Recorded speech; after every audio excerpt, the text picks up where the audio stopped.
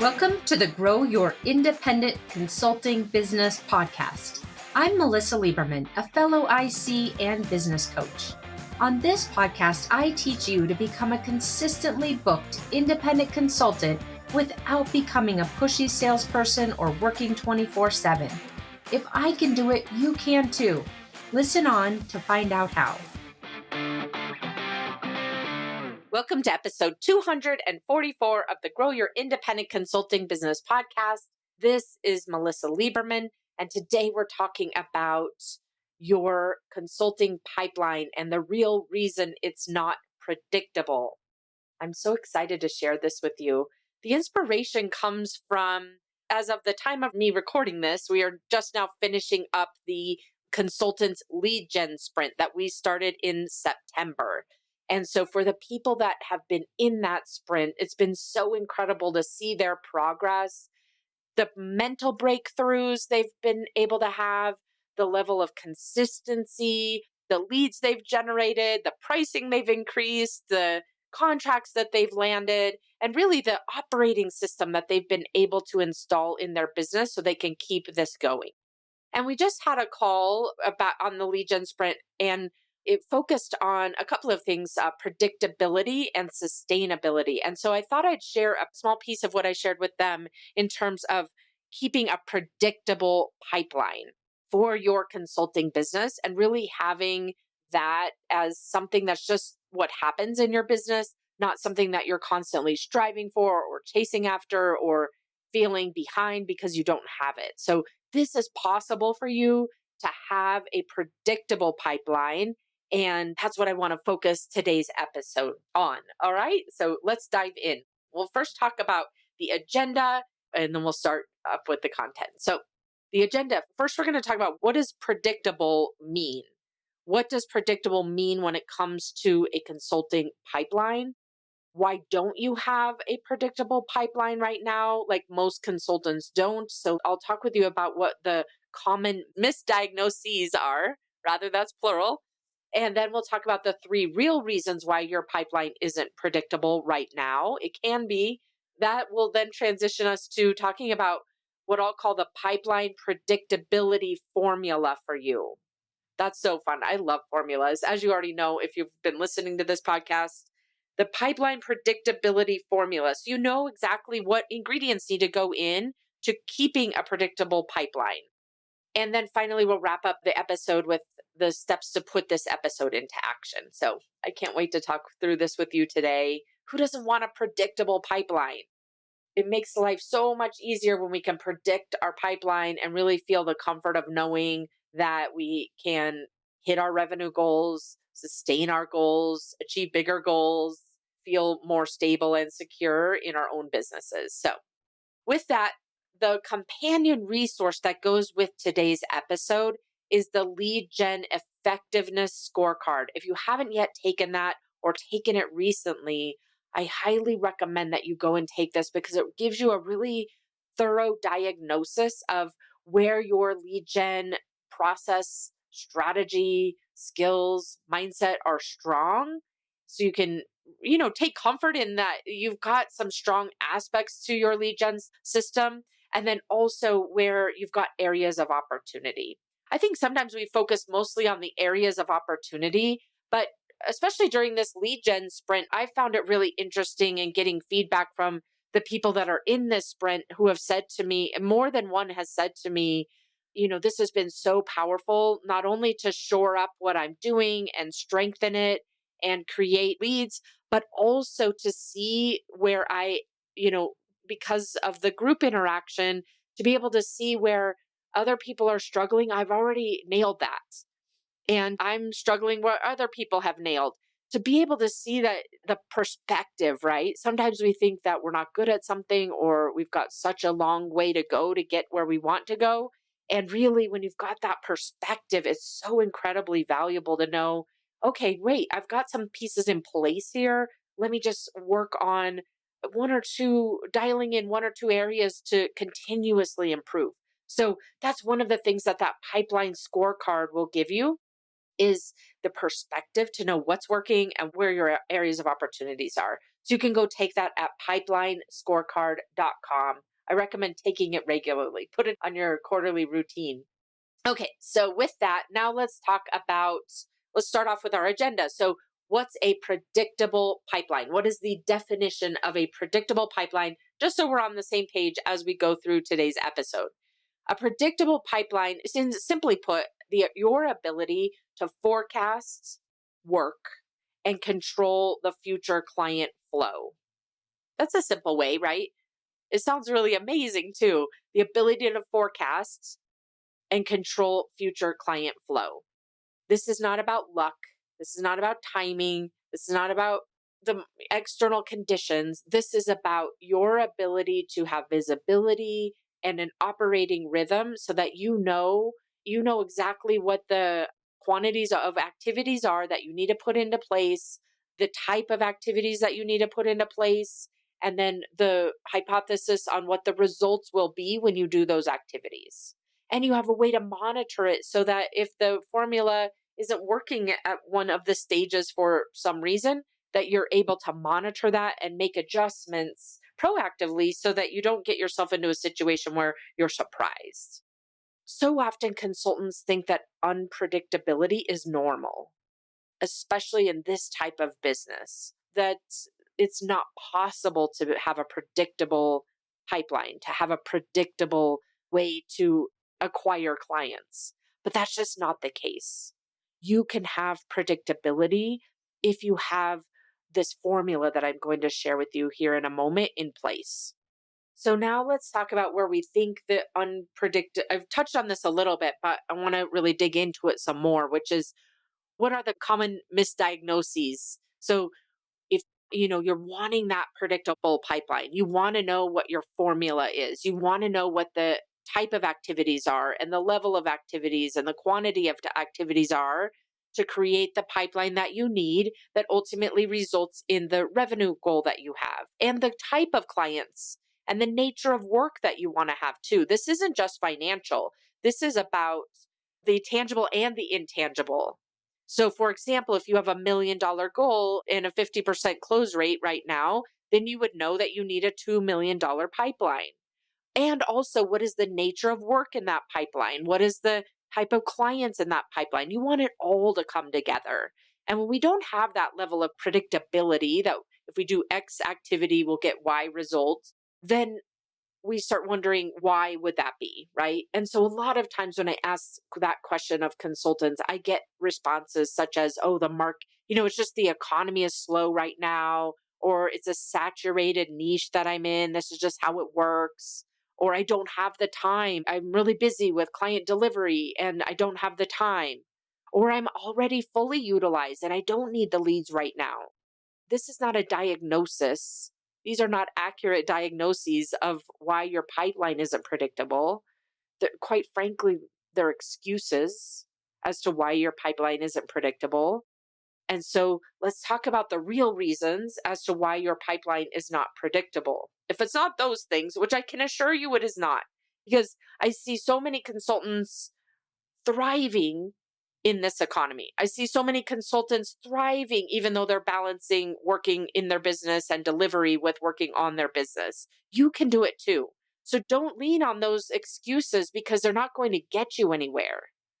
You can keep justifying your current situation all day long, but at the end of the day, that's not going to get you anywhere. And I want to help you get where you want to go.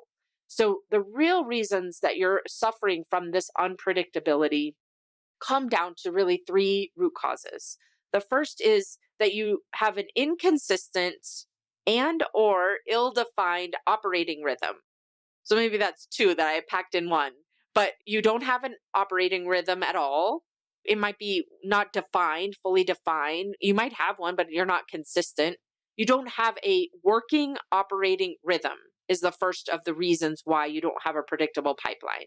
By operating rhythm, I mean, you know what your business development activities are.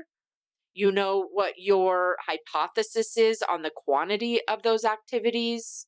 You know what the hypothesis is on the result of the activities that you're creating and that you're executing those activities so that you can then figure out if the hypotheses are correct. That's what an operating rhythm is. It's something we created in this lead gen sprint where we use a calculator basically to bring those quantities to life. You need something similar where you've got an operating rhythm, which means really the combination of what are you doing to generate leads, maybe one or two pathways like networking and speaking, for example. What are the pathways? And then what are the quantities of the pathways? That's your operating rhythm. The next root cause of your unpredictability is that you don't have effective visibility into your process. So you might be tracking something in a CRM. I talk to consultants so often, they either don't have a CRM because they really don't want to deal with it, to look at the numbers. I mean, I don't really love maintaining one either. To be honest with you, it's not the best part of being a consultant for sure, but it's part of running a business. We don't get to do all the fun things that we want to do. I have an assistant who helps me with mine so that at least I'm not having to do a lot of the things I really, really hate. And I'm looking at the numbers though. So that's the second root cause here of your unpredictability is that you either don't have any form of a CRM or you have one in place and you're really not using it effectively or consistently, and you're not meeting with yourself to review it. Imagine if you were running a larger company and you had an SDR, a sales development rep, responsible for the pipeline. You would be sitting down and reviewing the pipeline with them to see how effectively they're doing their job. And if they're not doing their job, you would not have them anymore. You would replace them with someone else. So if we just were really honest with ourselves, you are not doing part of your job, which is the SDR part of your job. And therefore, you are underperforming.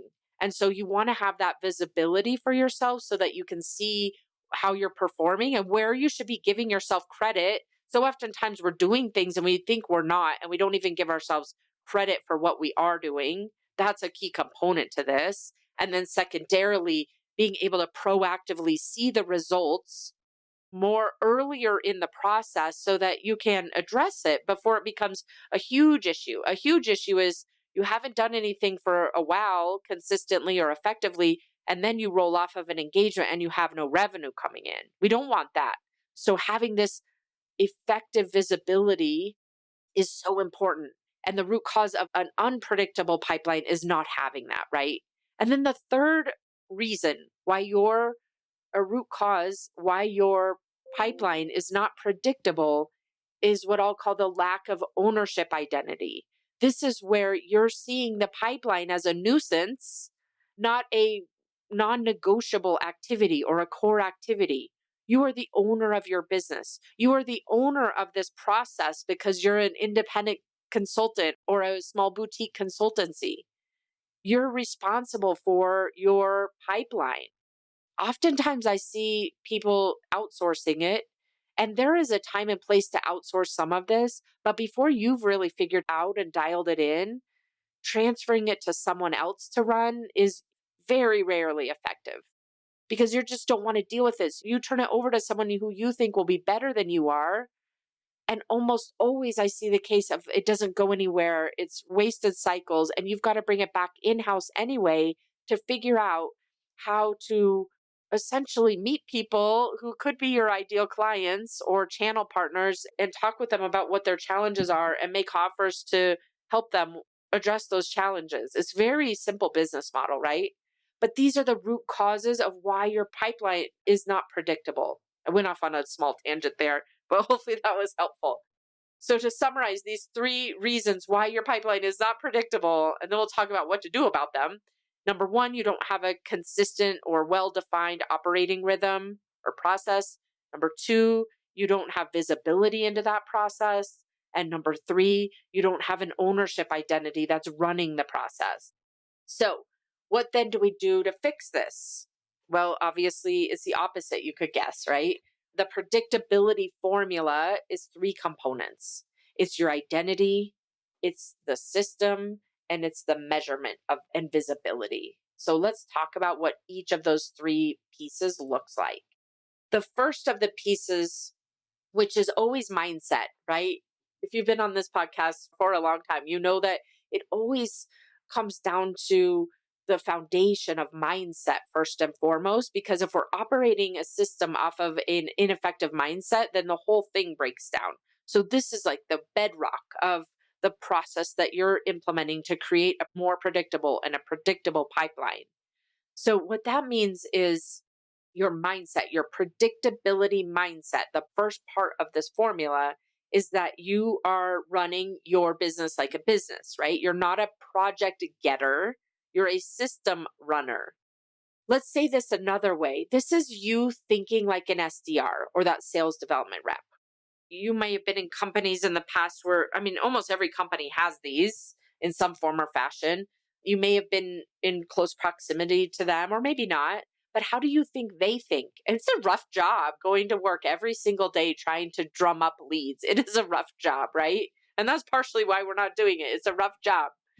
But they go there every day, and the successful ones are thinking in a different way than you're thinking, most likely. And we want to adopt more of their business, of their thought processes. Those SDRs, I'm thinking of one in particular that I used to work with. I haven't seen him in a really long time, but he was so effective because in his mind, and I think in the mind of all the SDRs who are effective, first and foremost, they believe what they're doing will be successful. That might sound kind of obvious, right? But why would you be doing something that you don't believe is going to work? And so, for so many of us as consultants, we think, well, I'm going to do this. I'll do this because Melissa told me to on episode whatever, but I don't think it's going to work. Or I'll do this because ChatGPT told me to do it. Or I'll do it because another consultant friend told me to do it, but I don't think it's going to work. That is not the mindset that's going to get you anywhere. That's just going through the motions and almost trying to prove yourself right that, oh, this wasn't going to work anyway, right? An effective, powerful SDR believes that what they're going to do is going to drive results. They believe that consistent inputs drive consistent results. That's why they do what they do. They follow a set of processes and cadences. They have a routine, right? They go down through their checklist every single day, crushing it. You don't have to do this every single day, but you do need to be consistent. Whether it looks like consistency on a week, maybe you do need to do it every day to keep yourself honest in action. Or maybe you're someone who can do it once a week and really, batch up what you needed to be doing from a lead generation perspective.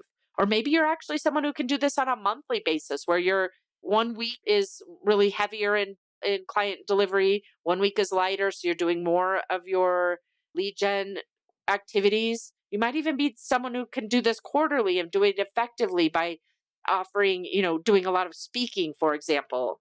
It doesn't have to be daily, but it definitely, if you're not someone who has figured out their formula, waiting until doing this quarterly is not going to get you where you want to go.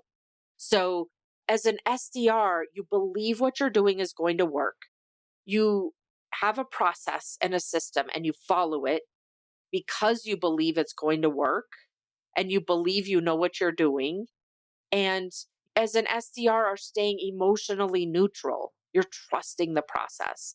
These are ways that an SDR thinks. I would really think about, how do I embody and envelop an SDR mindset when you're operating your lead generation processes. The stronger you can get at this, the better the results are that you're going to have, and the more consistency you're going to naturally create as a result of this too. So the predictability formula starts with that predictability mindset, and go steal an SDR mindset for yourself to give yourself a head start. Okay, the second component of the predictability formula, first we've got the predictability mindset, now we've got the predictability system. I've touched on this slightly already, but this is what a predictable system looks like. You have 2 to 3, what I'll call aligned lead generation pathways. By aligned, I mean that the activities you're doing to generate leads match up in your best knowledge to where your ideal clients are listening to, where they are actually physically located, what trusted resources they lean on. Those are the pathways you want to choose. As an example, if your buyers are not on LinkedIn, you don't make a pathway that's like heavy on posting thought leadership on LinkedIn, right? You got to know where your clients are. Where are those ideal clients hanging out? I ask this question of consultants all the time, and a lot of times they look at me with a deer in the headlights. They're not exactly, I mean, you could give a lot of theories, right? But the actual truth of it is it's hard to know the answer to that. Figuring that out is really important at a granular level. So choose your predictable lead gen system includes choosing 2 to 3 aligned pathways. Those pathways are things like networking is a pathway, creating channel relationships is a pathway, thought leadership is a pathway, attending events is a pathway, writing is a pathway. Like those are examples of pathways. You choose 2 to 3 of them. You make a hypothesis. X activity equals Y result, and Y result leads to your ultimate revenue goals and fulfillment goals and nature of work goals and ideal client goals, not just the financial side, right? We're wanting all of this package to come into play. You don't want to just land work to land work. You don't want to just land work to hit your income needs. You want to be landing work that you love doing with clients you love working with. And if you've got a client in your pipeline that you don't really think will be a great fit, you don't have to take them on. That's what we're looking for. And then you're managing this in a visible place, like a CRM. We'll put the link to one page CRM in the show notes. I've got a great configuration guide so you can set it up in a way that helps you to track your activity, your hypothesis, and your activity. HubSpot is also a great one. Or you can even use a spreadsheet to start, but be tracking your pipeline. And then you have a step by step process. And I love to do that with templates that I set up for myself. What are the things I'm going to say? If I'm doing outreach, for example, what are the things I'm going to say to generate leads, to get the attention of someone, to get on their calendar? That's not an easy thing to do especially right these days, right? So what are the things you can set up in advance so that you can reduce the number of decisions? I was working with a one-on-one, a private client a couple of days ago, and we were talking about follow-up. And she's good at doing an activity and then following up. But then the next follow-up is where she's getting stuck. So we talked a lot about her mindset and why that would be. And then also what she can do to just have things in place so that she can press a button and not have to think about it. Because that's where the second guessing comes in and the talking ourselves out of things, right? So for you, having a step-by-step process with those templates already created for yourself based on the activities and the pathway you've chosen so that you can reduce those micro decisions that you've got to make and just operate the process like an SDR who's unattached to the situation and not making it personal. And then you want to follow that consistent process, the step by step, your pathway, your hypothesis, which is your quantities, your step by step with your templates. And you want to follow that as a consistent process and set it up as a process for yourself. In the lead gen sprint, we went through a lot of different examples of how you could set up a cadence that works for you. There's no one way to do this. You get to figure out, what does that cadence look like? Is it a little bit each day? Is it some batching? Is it 1 week on, 1 week off? What is it? Making sure you're speaking once a month? Like, what is that cadence so you can follow through? So those are the components of your predictable system. And then finally, we're talking about measuring and optimizing. That's the third component of a system, a lead gen system that's predictable. So often we treat this as pass or fail, or this is working or it's not working when we're operating lead generation. And quite frankly, a lot of times we just don't give it enough time. And then we decide, I'm not good at this. I better outsource it. And so I want to share with you that this is not so black and white, that there's so much gray here. And so because you've got your predictable system in place, then you've got the ability to measure and optimize it because you've got the data points. And so what this looks like, this third component of the formula, is that you're looking at your leading indicators. So a leading indicator, for example, to have a predictable pipeline is how many conversations are you having every week? So as part of your system, you've created a hypothesis, X activity equals Y results. Are you doing that number, that quantity? Are you hitting that number? If you're not hitting that number, for example, of how many conversations you're creating, then of course you've got to address that because that's a leading indicator. How many conversations are you having? How many prospects are you creating? So you want to be watching those leading indicators with this third component, which is measuring and optimizing. Then you want to track the results, right? Your close rate, your cycle time, your pipeline value, so that you can see the macro view. And you want to have a system of reviewing this weekly. You probably don't want to look at it. None of us love looking at it unless we're an SDR for a living, right? I don't really love doing bookkeeping. I have a bookkeeper. He brings me the data, but I review it once a month with him. I don't want to look at the stuff. I mean, it's not even bad. I don't like it, right? It's just annoying. It's an annoying process for many of us, myself included. And this may be the case too, although it's more emotionally charged oftentimes, even more emotionally charged than looking at your financials.